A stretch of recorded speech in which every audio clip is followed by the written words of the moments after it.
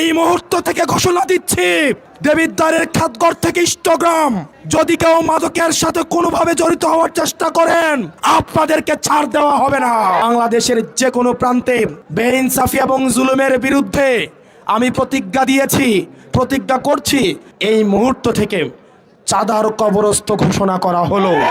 যদি কেউ চাঁদার জন্য আসে, তাকে বেঁধে রেখে আপনারা পুলিশকে খবর দিবেন।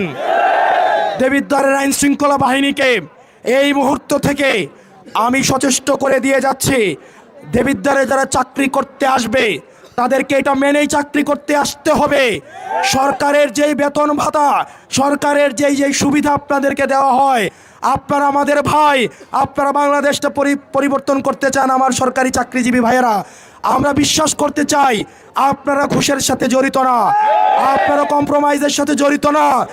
তারপরেও যদি কোনো অফিসার দেবিদ্বারে ঘুষার নিয়ত আসে, তাকে দেবিদ্বারে চাকরি করতে দেওয়া হবে না।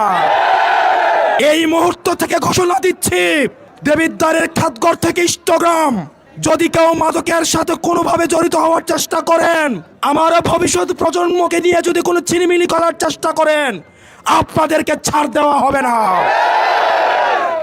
মাদকের সাথে যারা জড়িত, টেন্ডারবাজির সাথে যারা জড়িত, মাটি কাটার সাথে যারা জড়িত, আর যদি সরকারি নিয়মের বাহিরে এক কোদাল মাটি দেবিদ্বারের গুমটি থেকে নেওয়া হয়, আপনাদেরকে ছাড় দেওয়া হবে না।